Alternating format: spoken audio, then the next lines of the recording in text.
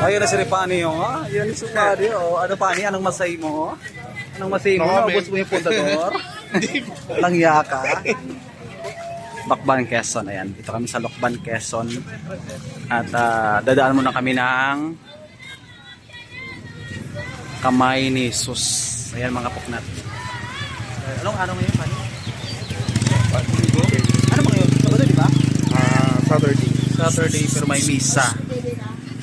Ay. Sime, Pepe. Ay. Dito muna tayo. Kids, huwag kayo makulit. Relax, kids. Picture muna daw. Picture daw muna. Picture. Kamay ni Jesus, mga kapuknat. Yan. Picture daw muna.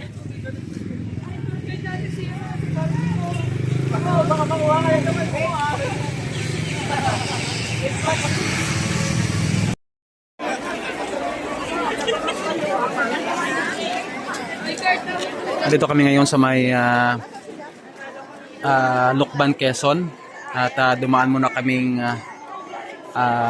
Healing Church of the Rising Christ, o sa kilala sa pangalan, o dito dinadayo ng ating mga kababayan. Ito yung Kamay ni Jesus, mga kapuknat.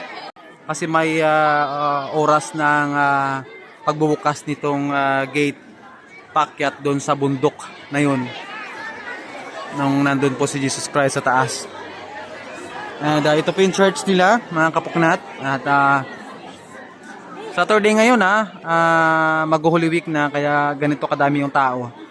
So how much more pa kung linggo, mas maraming tao ang napunta rito, mga kapuknat. Laki-laki pa rin yung simbahan nila, oh.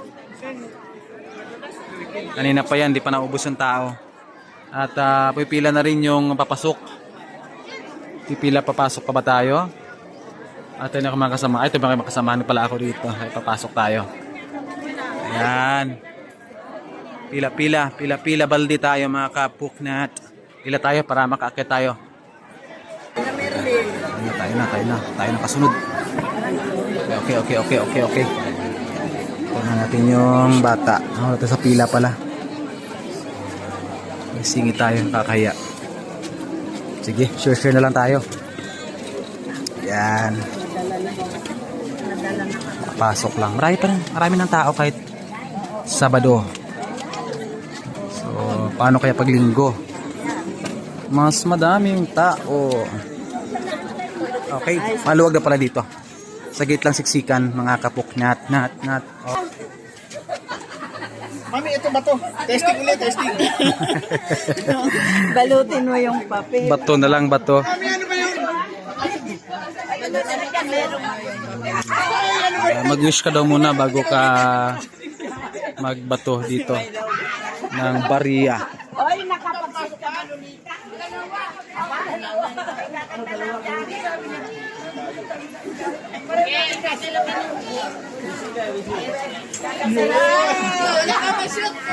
Magkasipi doon? Magkasipi? Oo, okay. Okay tayo.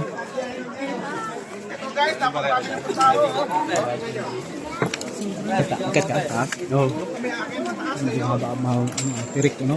Hindi, ano naman. Pwede naman palang ganun lang. Pag ganun, sigsag. Hindi Pwede palang pa ganun. Parang station of the Oo nga. Go. Buti naman at pinagbigyan tayo. Ang ganda ng panahon. Ayan.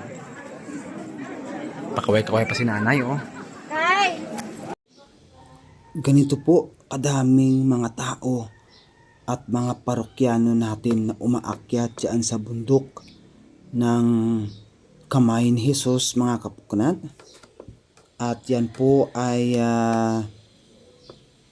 may oras para buksan. Ang haba po ng pila niyan.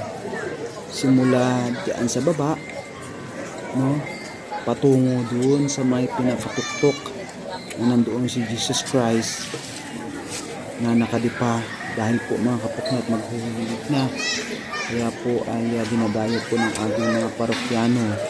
At yan po sila ay magagaling pa sa iba't ibang bayan.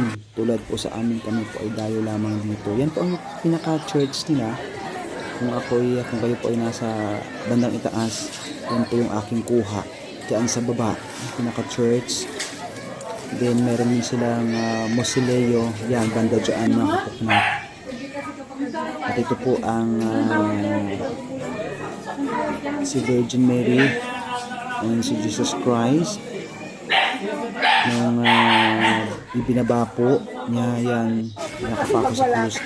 Meron silang of course mga pasalubong, mga souvenirs, mayroon din dyan kung gusto nyo. Yan, marami ka mapagpilian dyan mga kapuknat. Ayan yung kamay ni Jesus. Kami po ay pababa na, pabalik na sa aming service.